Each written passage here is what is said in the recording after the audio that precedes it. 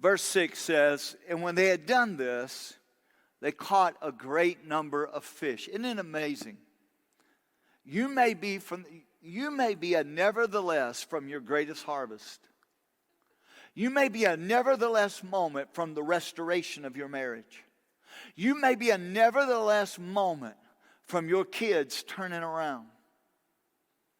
You don't know.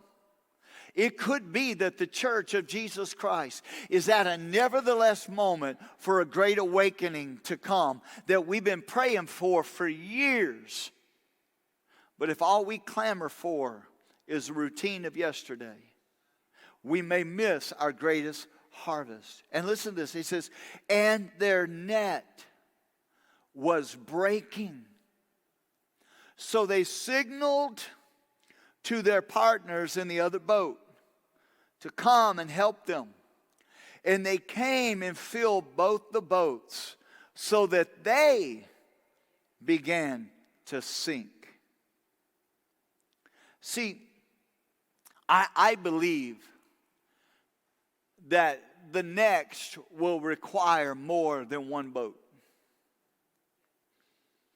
That if God sends revival, if great awakening happens, or when great awakening happens, it can't be accommodated by one boat. It's got to be in partnership with other boats. Peter learned real quickly, he may have lent Jesus his boat, but to gather the harvest, he needed other boats. If not, the nets break and you lose the catch. Your net is directly tied. Let me put it this way. Your next is directly tied to your connections. Peter doesn't bring in the harvest without his connections to James and John. Peter doesn't even cast his nets into the water if he is not connected to Jesus.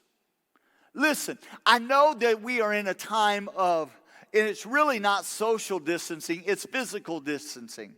But in this physical distancing, it's time to be more socially connected.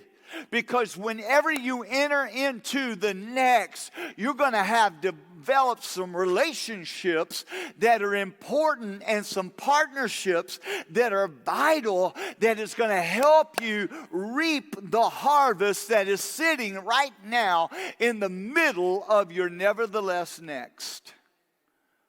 Verse